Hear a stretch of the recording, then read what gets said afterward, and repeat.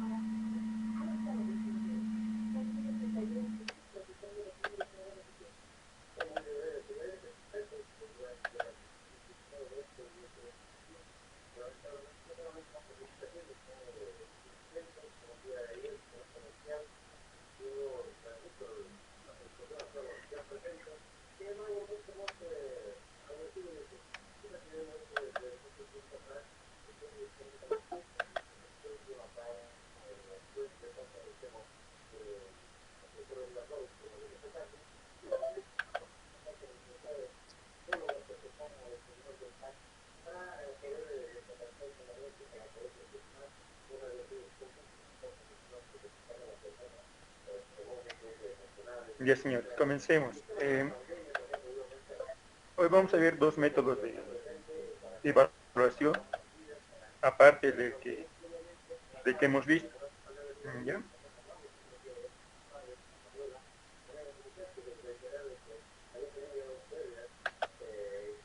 Quiero comenzar con esta frase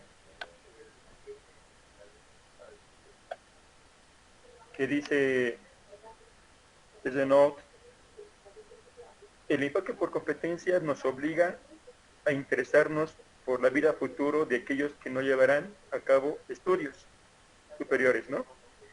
Y a prepararlos para lo que verdaderamente les espera.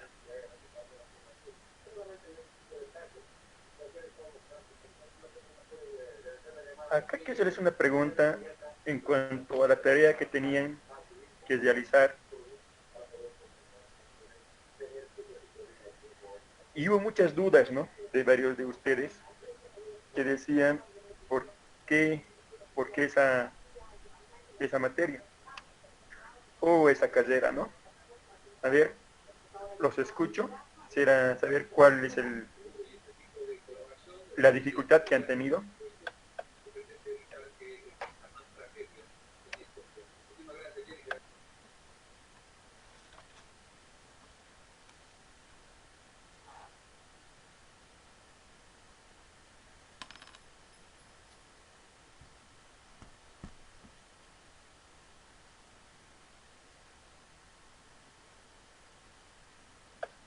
Tienen el micrófono.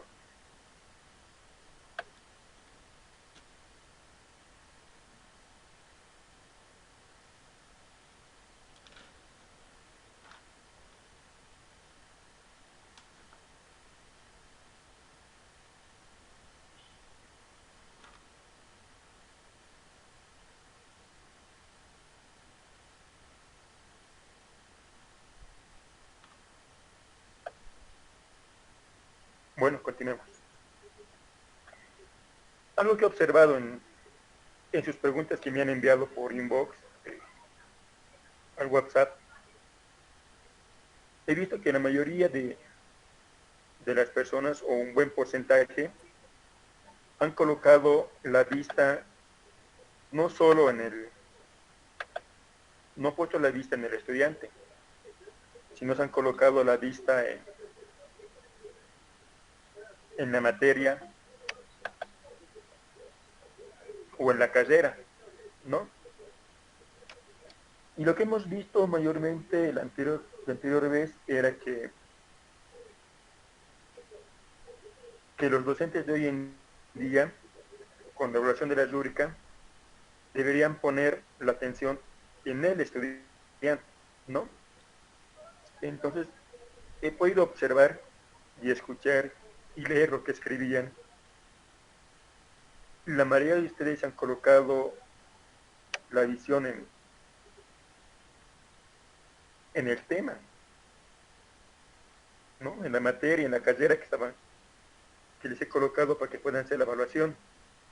Mientras debería ser al contrario. Hoy en día la visión del docente debería estar vista en los alumnos, ¿no? Porque, porque bien, como digo, ha cambiado el método de enseñanza, ha cambiado la forma de enseñar hoy en día. Y es donde más tenemos que empezar a hacer un trabajo, una enseñanza. Denme un segundito, por favor.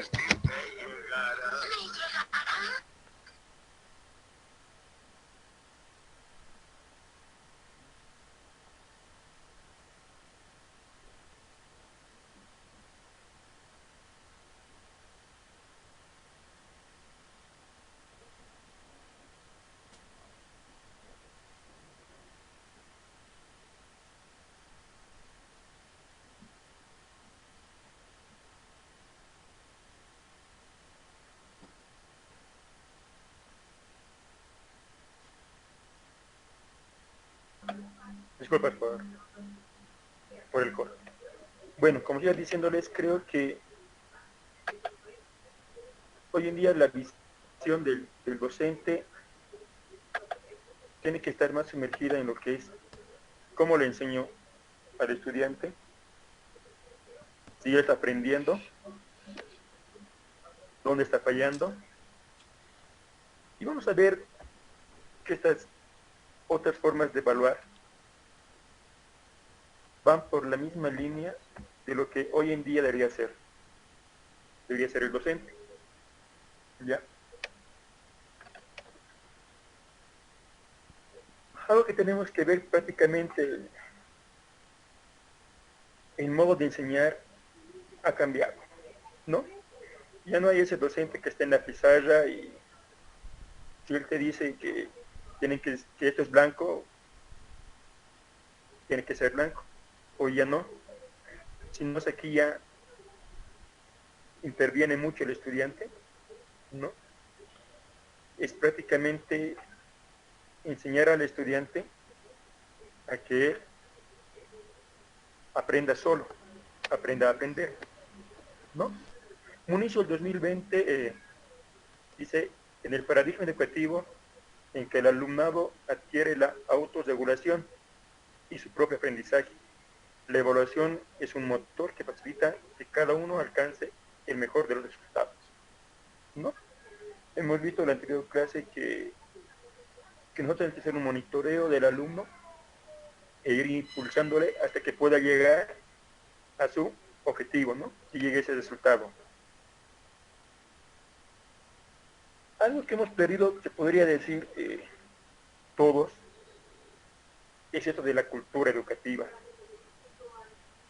Eh, Algo que me estoy dando cuenta, y me incluyo yo, muchos no tenemos esa cultura de leer, o como decía un colega, tener libros de cabecera.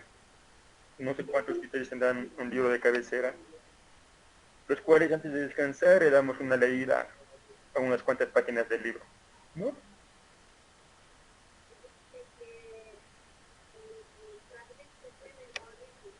Dice, esto de la cultura educativa se trata de un cambio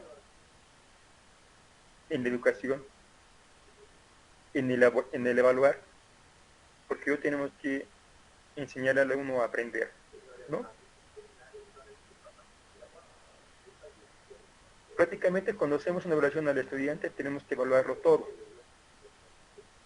y manejar los instrumentos adecuados para nuestra clase, ¿no? Algo que quiero rescatar en este tiempo que estamos viviendo actualmente, esto del COVID-19, ¿no? Que prácticamente se podría decir que nos ha mostrado en qué nivel estamos tanto docentes como alumnos en cuanto al manejo de la tecnología y al saber cómo estamos aprendiendo, ¿no?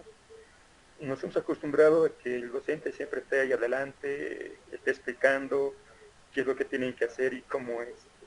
Pero esto no se ha cambiado a que el estudiante empiece a prepararse por él mismo, empiece a leer, que en él nazca esto de la lectura, o en él nazca eso de querer descubrir nuevas cosas, ¿no? Prácticamente podría decir que no tenemos esa cultura.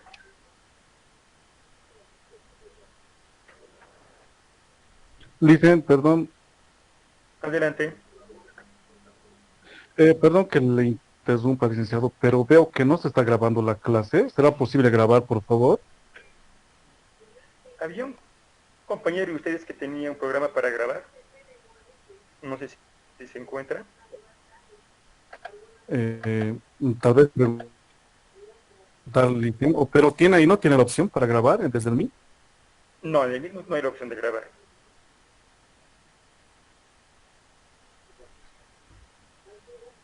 La estoy grabando, profesor, la clase, se las voy a pasar a los demás. Magnífico, Jorge, te agradezco mucho. Gracias, Jorge. Continuamos.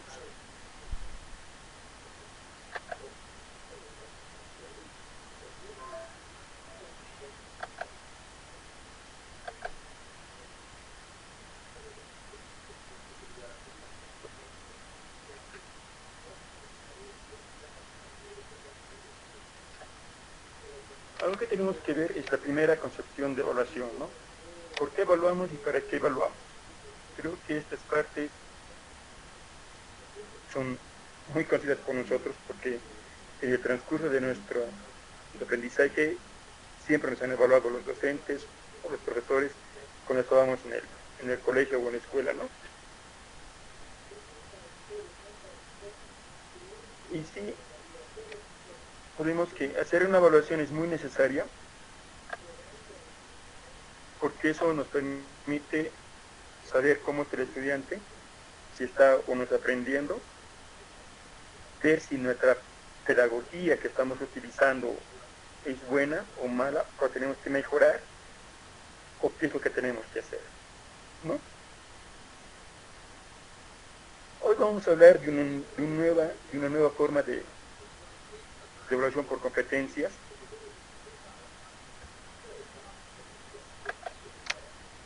pero algo que quiero decirles es que en todas las evaluaciones que vamos a ver, evaluaciones por competencia, el eje principal de todo es el docente, es el profesor.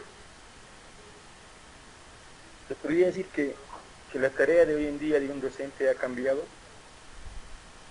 porque prácticamente hacer estas evaluaciones, hacer estos cuadros de evaluación, uno que es para cada alumno, ¿no? Dos, vamos a ir viendo en este feedback, que vamos a ver qué significa.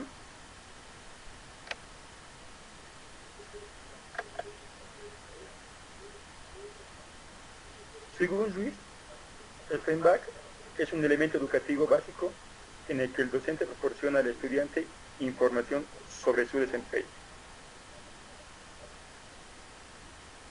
Como les digo, hoy en día el docente es quien tiene que poner el pico otra vez al nivel del estudiante y empezar a ver cómo está avanzando durante la educación.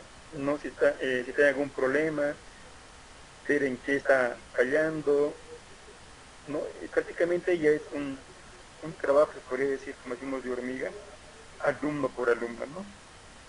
Prácticamente creo que el rol hoy en día de un docente ha cambiado. No sé si algunos docentes harán ese tipo de trabajo o simplemente seguirán a la antigua, como se dice, yo explico y todos aprenden, o todos tienen que decir así es, no sabemos, ¿no? Pero creo que los futuros docentes de aquí para adelante, ustedes están haciendo un diplomado, entonces creo que tienen que empezar a ver este tipo de evaluaciones, por una parte, y dos, ¿no? Cambiar ese paradigma del docente, ya no ser el docente de pizarra, sino ya ser un docente de uno más de clases, podría decir, ¿no? Pero vayamos viendo por qué trata ese feedback. A ver, dice, el feedback es importante dado a que apunta a que los estudiantes logren sus objetivos y mejoren sus procesos de aprendizaje. Implica un proceso de reflexión y orienta en conjunto en la que se resaltan no solo los errores, sino también los aciertos detrás del desempeño de una tarea.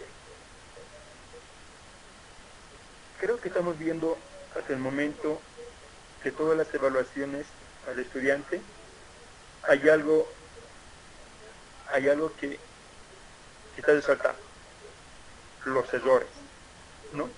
Los errores que está teniendo el estudiante en el momento de aprender, ese momento que tal vez el estudiante no puede entender algo y necesita que el docente esté al lado de él y explicándole, ¿no? Seguimos continuando.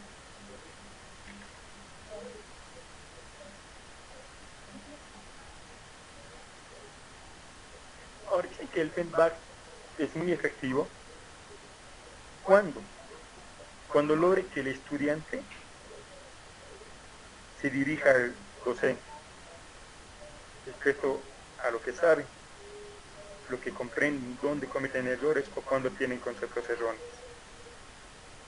Esa herramienta puede ser muy buena siempre y cuando el docente logre que ese estudiante tenga esa curiosidad de poder o de querer aprender más, de poder o quiera saber dónde ha cometido el error, dónde está fallando. Es decir, licenciado o profesor, tengo este problema, no comprendo esta parte, ¿cómo puedo mejorar esta parte?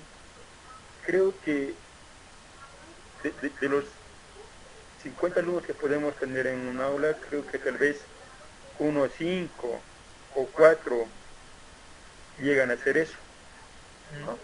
Los demás mayormente se contentan con lo que está uno explicando o le está diciendo cómo se hace y más allá no va, ¿no? Creo que este es uno de los retos más grandes que tenemos los docentes hoy en día, de poder hacer un diagnóstico de los estudiantes, saber cómo están avanzando, saber qué es lo que están haciendo, porque el propósito que tenemos es que ellos aprendan, ¿no? Que ellos conozcan más, amplíen el conocimiento que tienen, ¿no? Muchas veces lo que les decía, ¿no? Hacer un diagnóstico de cómo está el estudiante, por qué está fallando, o en qué está fallando, o qué le falta, ¿no? El propósito es que él aprenda, ¿no? Que se amplíe ese conocimiento, que no se quede donde esté, ¿no?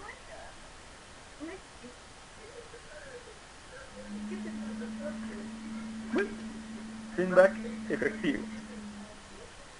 No es solamente una interacción entre el docente y sus alumnos, sino también de la colaboración entre los propios estudiantes, especialmente a través de la evaluación entre pares, en la que los estudiantes aprenden a dar un feedback constructivo los unos a los otros.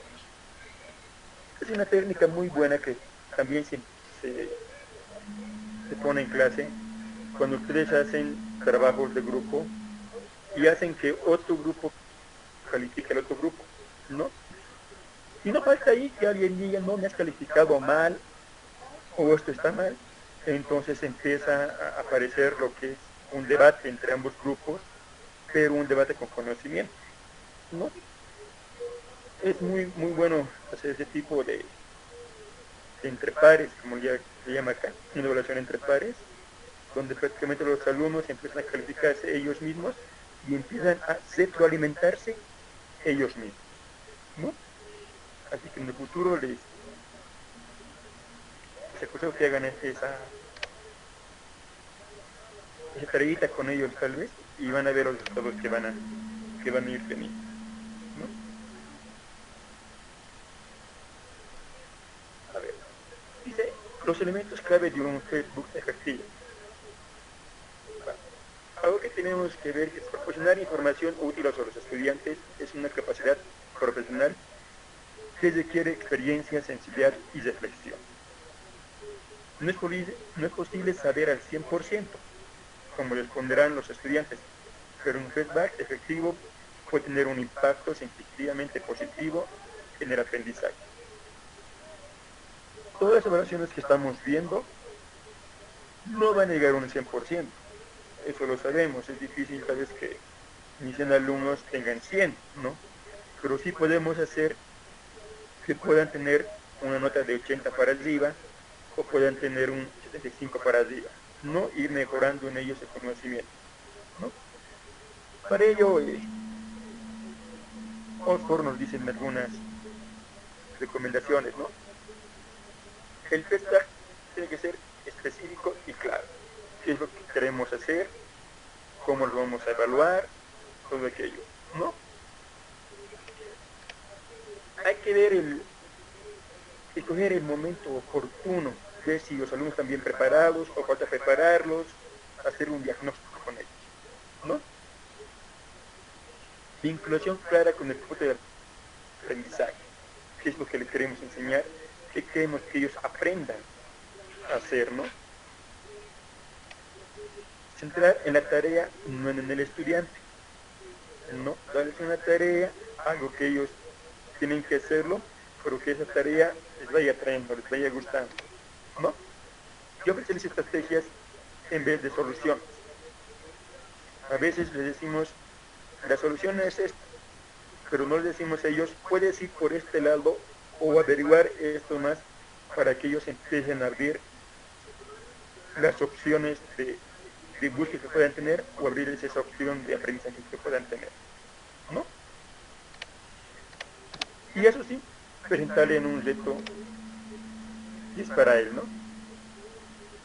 Esta es una escala de feedback, ya, en 4 pasos. Aclarar con preguntas que ayuden a saber si se ha entendido bien la idea, ¿no? El 2 es valorar, expresar lo que agrada sobre la idea, sobre puntos específicos. El paso 3, exponer preocupaciones. Expresar preocupaciones. ¿Aló? Licenciado, buenas noches. Disculpe, hay compañeros que quieren ingresar a la clase, están mandando mensajes al grupo. Dame un segundito. A ver, veamos quiénes están. Nada, tenemos uno. 37, buen número. Bueno, continuemos.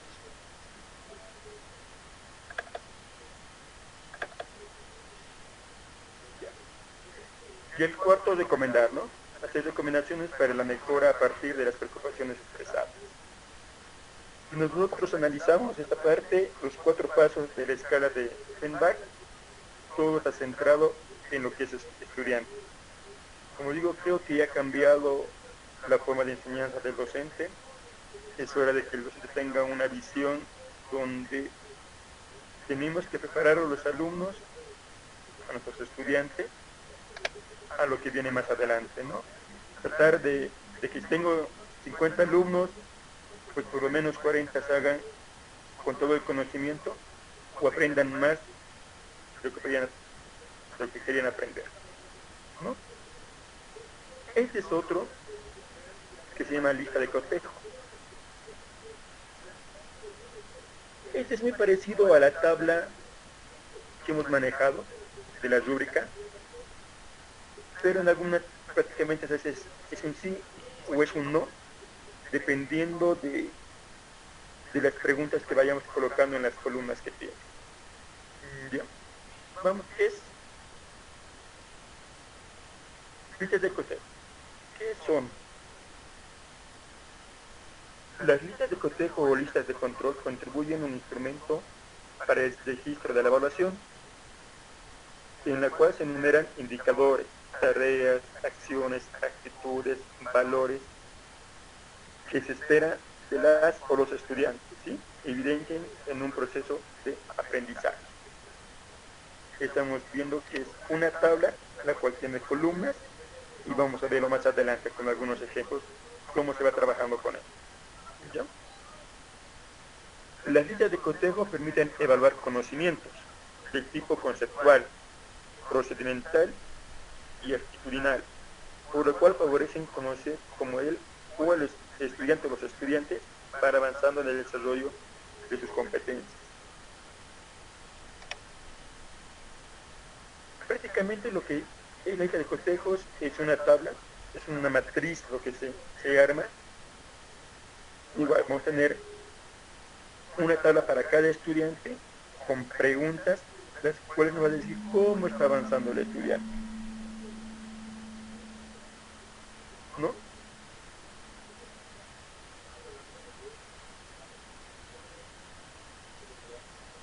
Una de las palabras que sí o sí se manejan dentro de lo que es la lista de cotejo son lo hace o no lo hace, sí o no, presenta o no presenta, lo tiene o no lo tiene. Son palabras, se podría decir que usa la lista de cotejo, no, dentro de lo que es la matriz.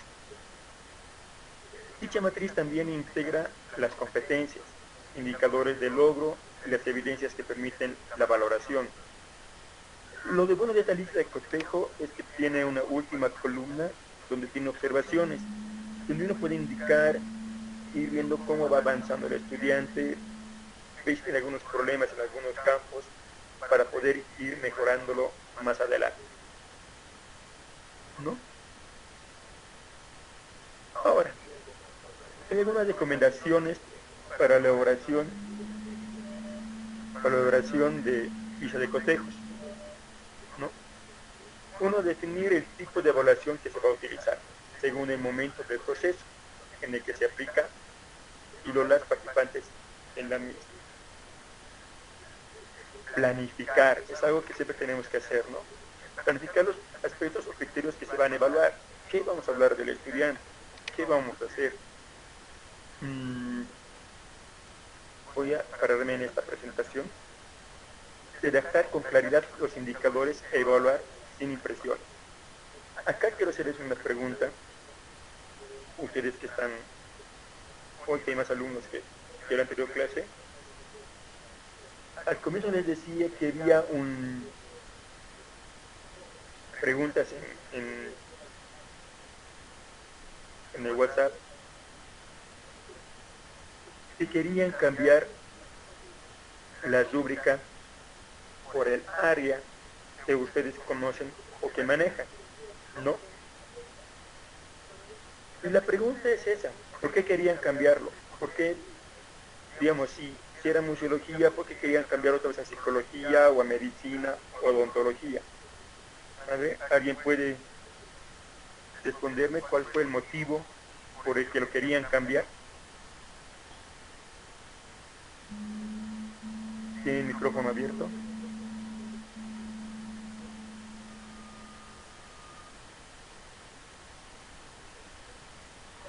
Licenciado, Adelante. tal vez eh,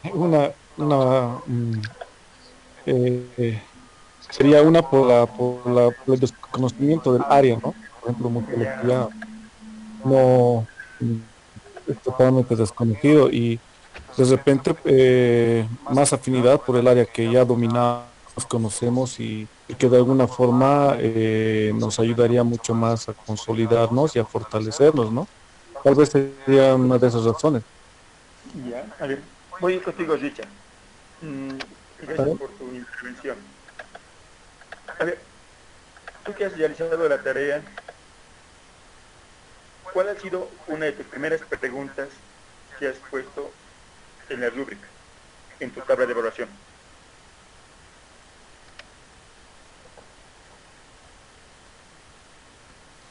Lo primero que me he cuestionado, Licen, era qué era museología, ¿no? ¿Qué hace? O sea, Ya, qué estudia y qué objetivo tiene esa área, digamos, ¿no? Entonces, en base a eso, era más o menos ver cuál era el objetivo del área, ¿no? De la materia en todo caso. ya.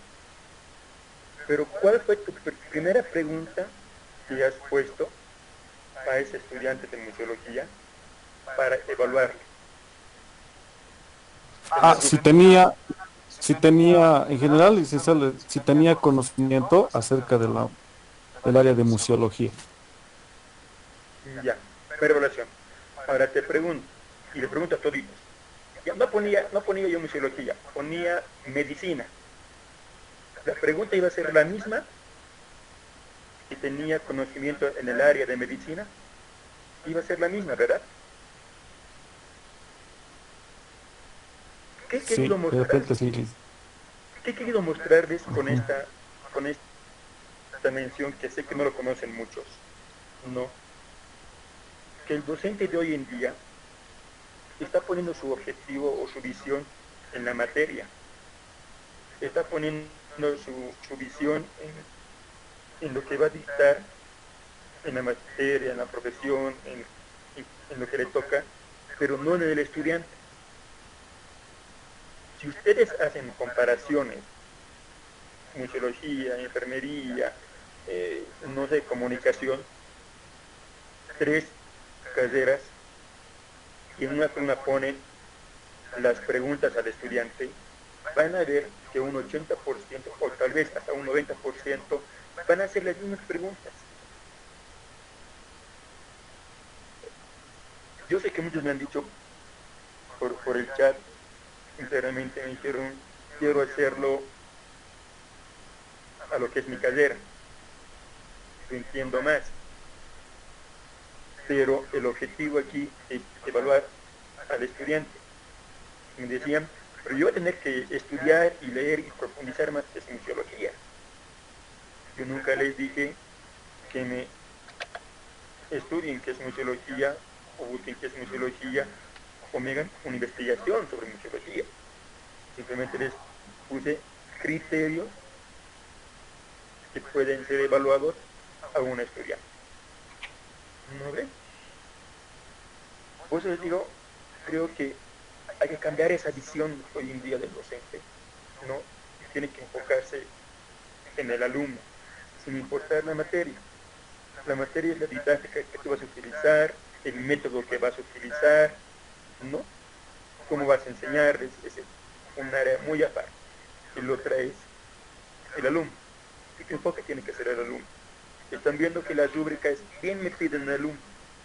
Estamos viendo la lista de cotejo, es bien metida en el alumno. Hemos visto que el feedback igual está bien metida en el alumno. Y las tres nos han mostrado algo, que siempre hay que hacer un diagnóstico del estudiante, cómo están, siempre hay que preguntar al estudiante en qué estás fallando, cuáles son sus errores. Las tres nos están mostrando que tenemos que ser, es más, un docente tal vez un amigo del estudiante y andar juntamente con ellos.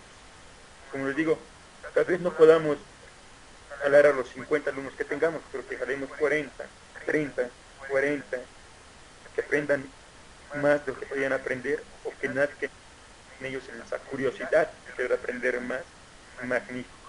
Pero ese ya es un trabajo, tal vez un poquito pesado, te puedo decir, para un docente, empezar a hacer un monitoreo con cada estudiante, hacer una evaluación con cada estudiante, pero es la única forma de poder prepararlo a este estudiante para que cuando salga afuera pueda competir con cualquier persona, pueda competir por su profesión con cualquier persona, ¿no?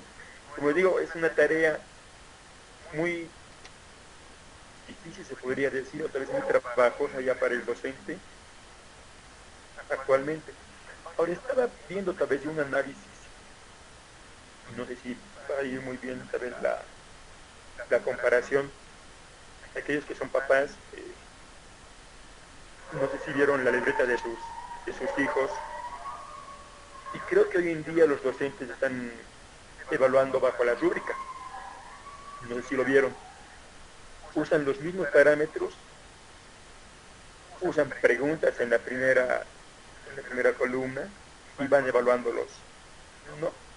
O bien también están utilizando la lista de cotejos, no lo sé, pero lo que están haciendo hoy en día los profesores de secundaria y primaria es hacer evaluación por cada alumno y ver cómo están avanzando, ¿no? No sé si vieron esa parte de sus hijos, aquellos que son papás, ¿no?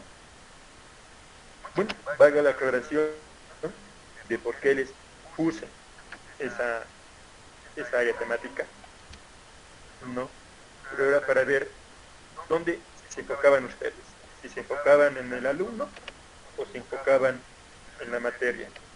Y hubo un buen porcentaje que se ha enfocado en la materia, ¿no? Y un porcentaje que se ha enfocado en el alumno. Pero ahí ya está claro el por qué fue, ¿no? Continuemos.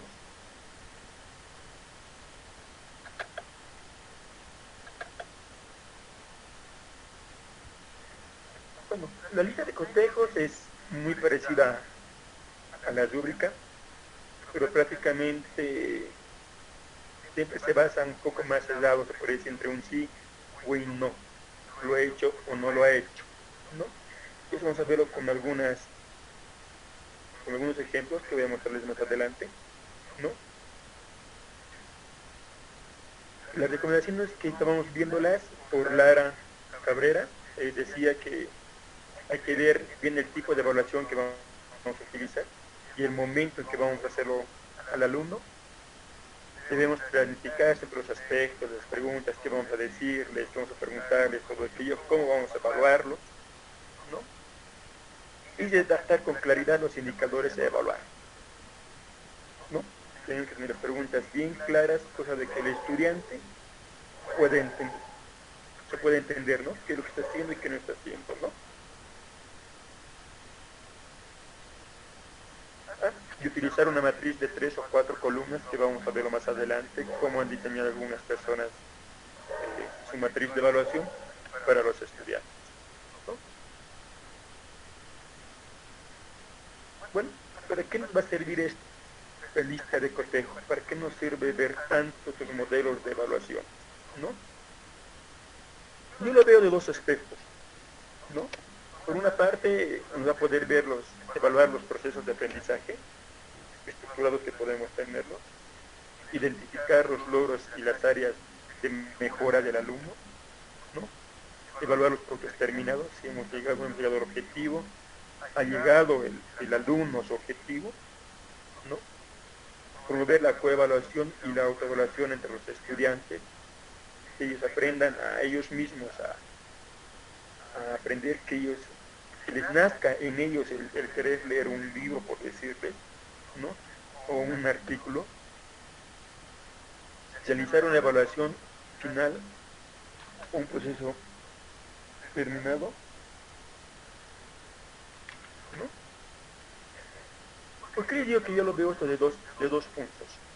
Creo que por una parte hacemos una evaluación al alumno para saber si este alumno está mejorando o no.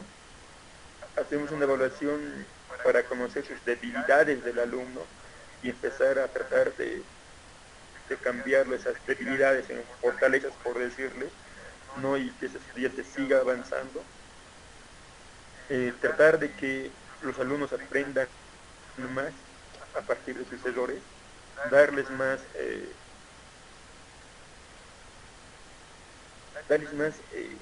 por decirles, tal vez conocimiento de dónde pueden encontrar la información para fortalecer esa investigación que están haciendo, no, no facilitarles la respuesta como veíamos más antes. Pero también por el otro lado creo que es una evaluación las que estamos viendo también para el docente. Recuerdo que me decían a mí cuando estaba en la universidad que si un docente tenía más del 50% aplazados en su curso, entonces el docente era el malo, ¿no? Que no era un buen docente. Prácticamente los alumnos decían, ese docente no sabe, ¿no? Entonces creo que las evaluaciones que estamos viendo en estas sesiones, creo que es una evaluación también para el docente, porque nos muestra que si nuestro método que estamos utilizando para enseñarles es el correcto, que tenemos que cambiar, si estamos logrando de que el estudiante nos capte cuando estamos explicando algo, creo que también es una evaluación para el docente, ¿no? Creo que es una evaluación tanto para el estudiante como para el docente. Bueno, estos son algunos ejemplos de cómo puede ser una matriz de lista de cotejo.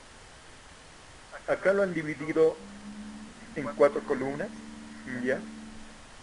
En la parte, en la cabeza de arriba están los objetivos de la evaluación, que es lo que vamos a evaluar, el nombre del estudiante, la fecha, el lugar y el docente que va a hacer esta evaluación y las instrucciones que se deben seguir, ¿no? En la primera columna, que es el criterio, las descripciones generales de lo que se va a evaluar, qué es lo que vamos a evaluar, qué preguntas vamos a formularlas, el objetivo de la evaluación. En la escala del medio, ese sí o no, podemos cambiarlo por logrado o no logrado, cumple, no cumple, correcto o incorrecto, aceptable o inaceptable, pero siempre se va a basar en dos, ¿no? Y las observaciones, algún comentario que podamos tener referente al estudiante, en qué está fallando, dónde tenemos que fortalecer su aprendizaje, dónde tenemos que apoyarlo más a ese estudiante, ¿no? Este es un segundo modelo, ¿no? Que ya no ha utilizado las palabras en la escala de sí y no, nos ha puesto la palabra de logrado o no logrado. Tiene la misma, ¿no? Son 4 columnas, como hemos visto más antes, y en la última columna de las observaciones del alumno, ¿no? Y ahí va algunas preguntas en responsabilidades, ¿no? En los criterios que vamos a ir evaluándolos, ¿no? He tenido presente el objetivo de las tareas, he asistido a las sesiones convocadas, he sido puntual con la asistencia y entrega de tareas, lo que les decía hace un momento atrás, sin importar de qué materia sea o cuál carrera sea, nuestros criterios de evaluación siempre se van a marcar en uno solo, en el estudiante, ¿no? El objetivo es ser el estudiante. Y las preguntas prácticamente un 80% van a ser las mismas.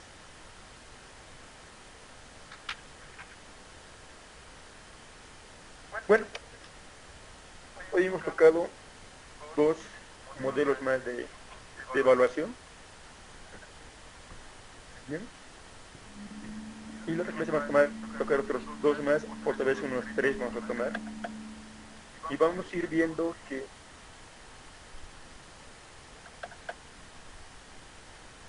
todos estos modelos de evaluación del aprendizaje siempre van a estar basados en el alumno y siempre va a estar que el docente tiene que estar tal vez al nivel del alumno, ¿no?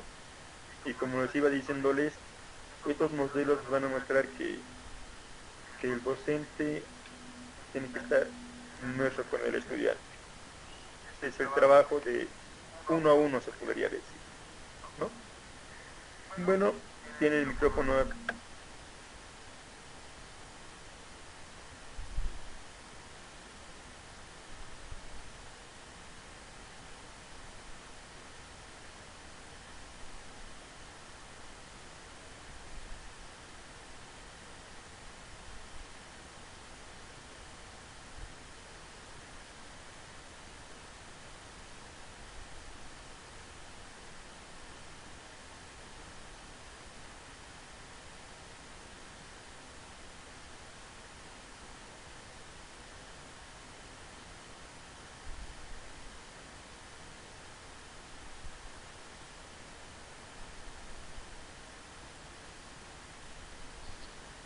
Hola.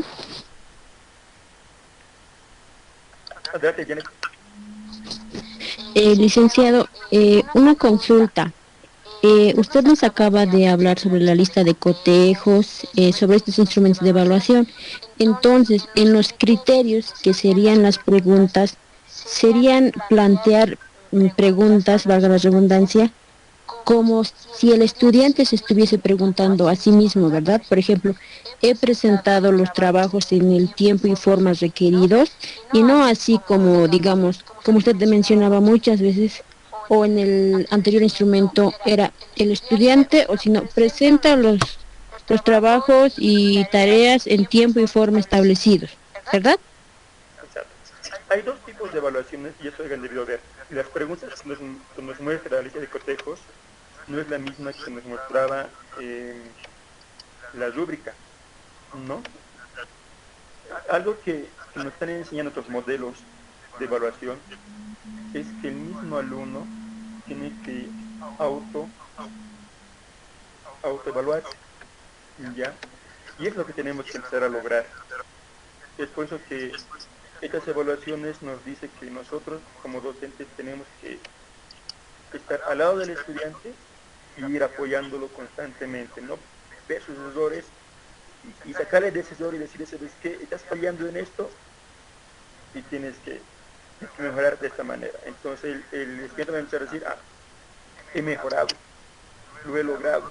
Entonces el estudiante va llegando a su objetivo, está aprendiendo lo que él quería, ¿no?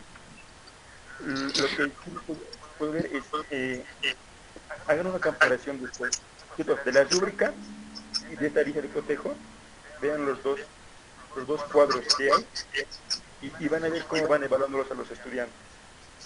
Adelante, Janet. Entonces, el docente sería el guía o facilitador en su autoevaluación del mismo estudiante, ¿verdad? Claro, hoy en día lo que el docente debería hacer es ser un tutor del estudiante. Cuando uno hace su tesis, ustedes que ya lo hicieron en el pregrado, tienen un tutor y supuestamente este tutor te empieza a guiar por dónde tienes que ir y qué es lo que tienes que hacer, o qué tienes que investigar, o qué tienes que profundizar. ¿No ve? Es lo mismo que tiene que hacer hoy en día el docente.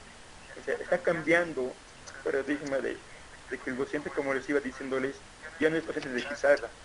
Ahora tiene que empezar a ser el docente que está al lado del alumno. Entonces se convierte ya en un tutor del alumno. Listo, perfecto. Muchas gracias, licenciado. ¿Alguna consulta más?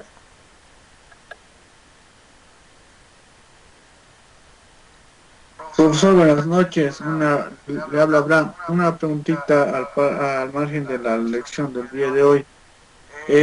Para la semana 2, las actividades que teníamos era uno el foro y dos el cuestionario, ¿verdad?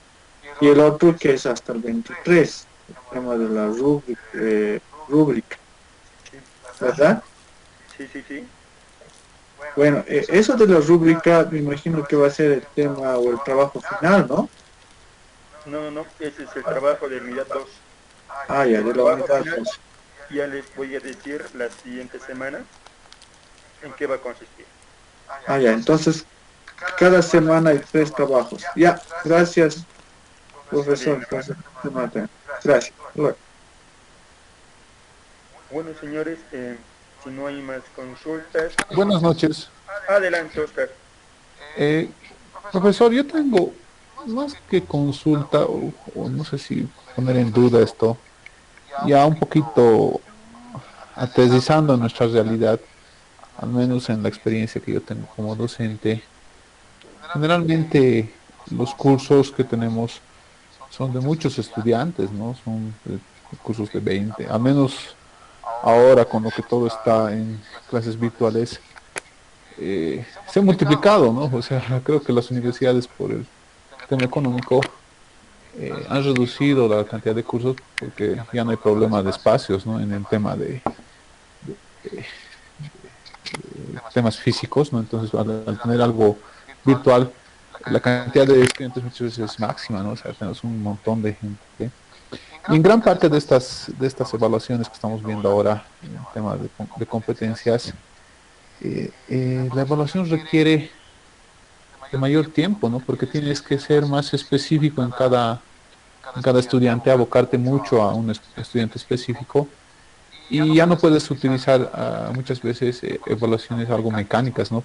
Para poder acaparar a tanta cantidad de gente. Entonces, yo quería saber si dentro de estas evaluaciones hay algunas herramientas que a uno le permiten facilitar su trabajo, ¿no? O sea, como le digo, sería ideal poder evaluar a todos de forma muy específica, no muy personalizada, pero ya en nuestra realidad eso es bien difícil, ¿no? No nos alcanza el tiempo.